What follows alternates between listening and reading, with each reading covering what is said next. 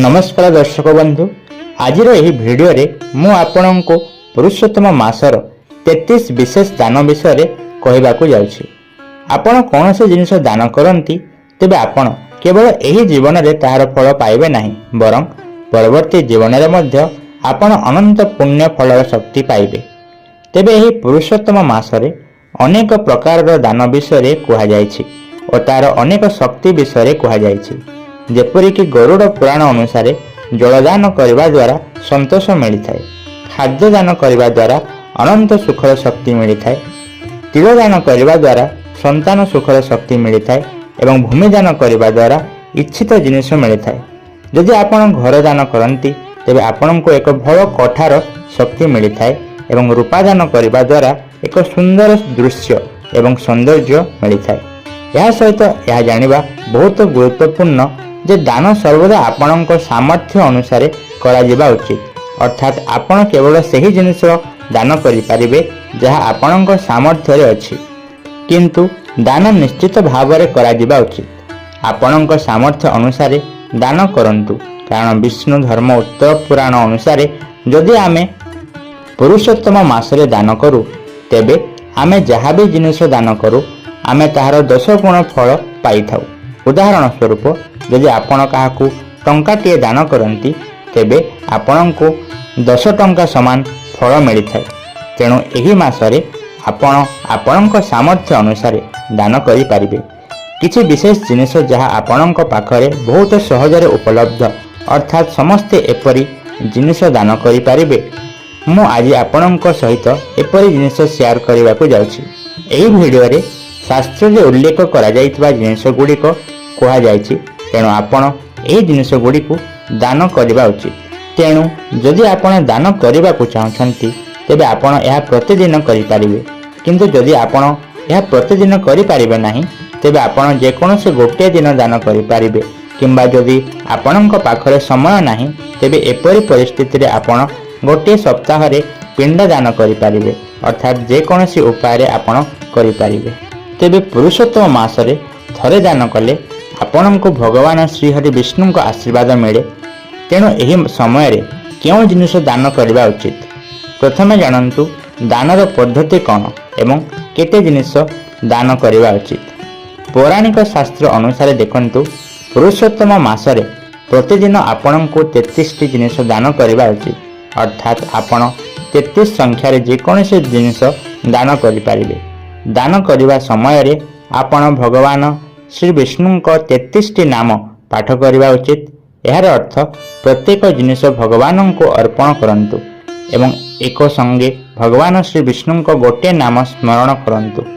एही परि भगवान विष्णु को 33 नाम उच्चारण करी एही जिनिस गुडी को तांको अर्पण करा जाय।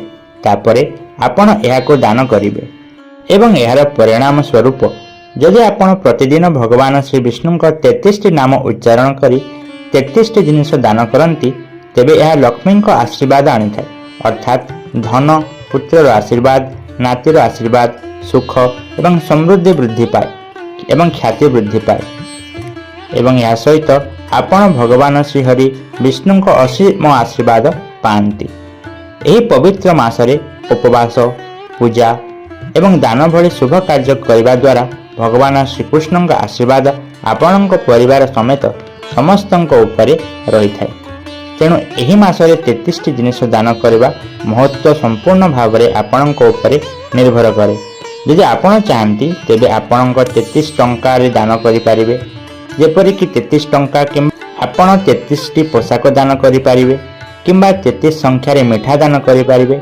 एवं हाँ, यदि आपण चाहती तेबे आपण किछि फल, किछि पनीपरिबा, किछि मिठा, किछि टंका भली विभिन्न जिनिस दान करि पारिबे। एही समस्त जिनिस को एकाठी करी 33 पूरण करी तेबे आपण एही उपाय रे मध्य दान करि पारिबे। एवं यह आवश्यक नुहे जे आपण प्रतिदिन 33 जिनिस दान करिवे।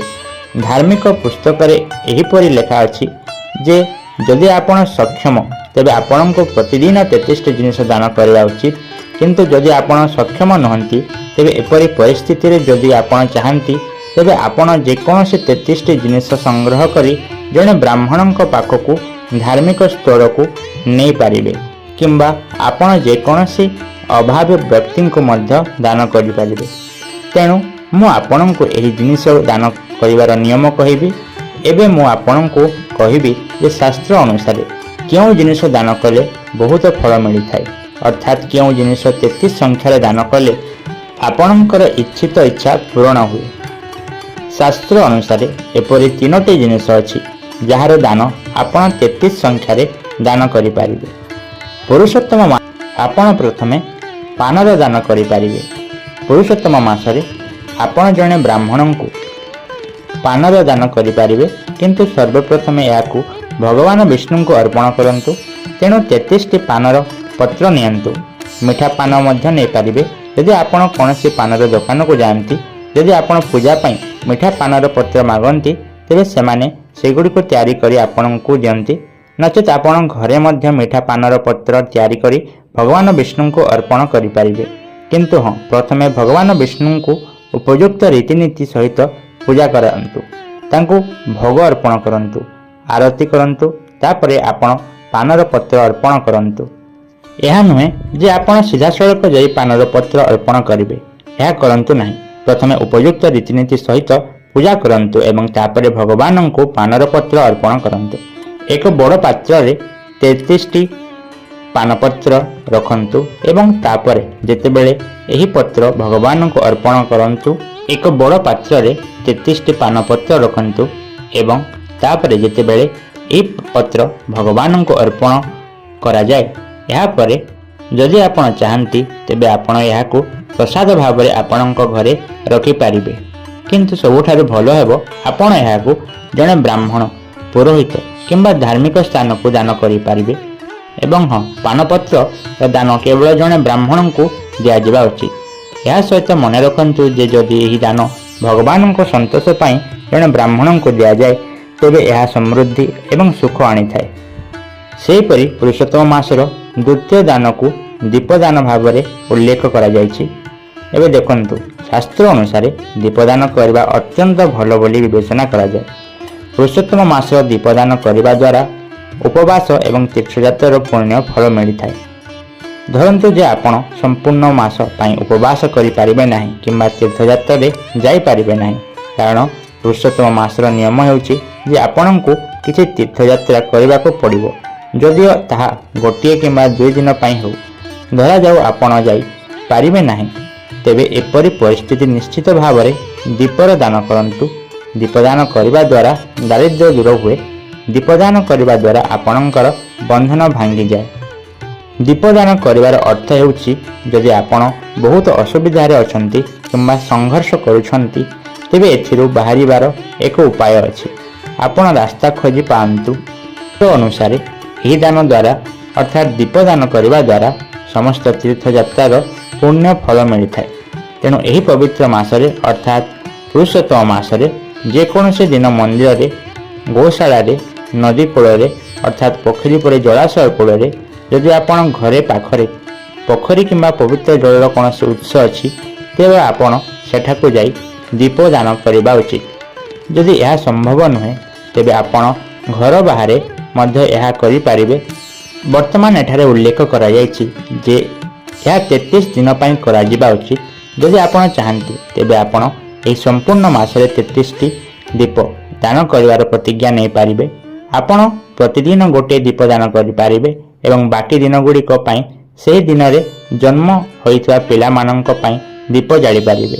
यार अर्थ मन रखंतु जे समग्र मासरे 33टी दीप दान करा जिबा उचित। जदि आपण चाहंती तेबे आपण जेकोसी दिन मंदिर रे किंबा तीर्थस्थल रे किंबा आपणक घरे तुलसी मूर्ति सम्मुखरे प्रभु श्री विष्णु सम्मुखरे 33टी दीप दान करि पारिबे। एहीपरि आपणक पई जेकोसी सुविधा उपलब्ध, जेते संभव आपण जेकोसी दिन 33टी दीप दान करि पारिबे। किंबा आपण प्रतिदिन गोटे लेखा दीपदानर नियम रखी 33टी दीप संख्या पूरण करि पारिबे।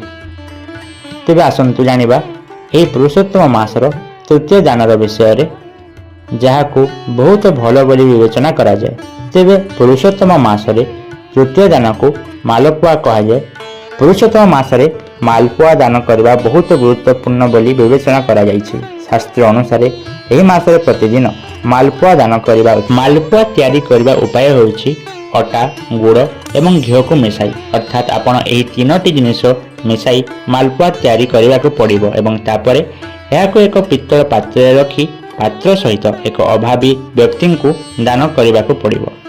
ଏହା ଶାସ୍ତ୍ରରେ କୁହାଯାଇଛି, କିନ୍ତୁ ଯଦି ଆପଣ ପାତ୍ର ସହିତ ଏହା କରିପାରିବେ ନାହିଁ ତେବେ ମଧ୍ୟ ଆପଣ ମାଲପୁଆ ଦାନ କରିପାରିବେ।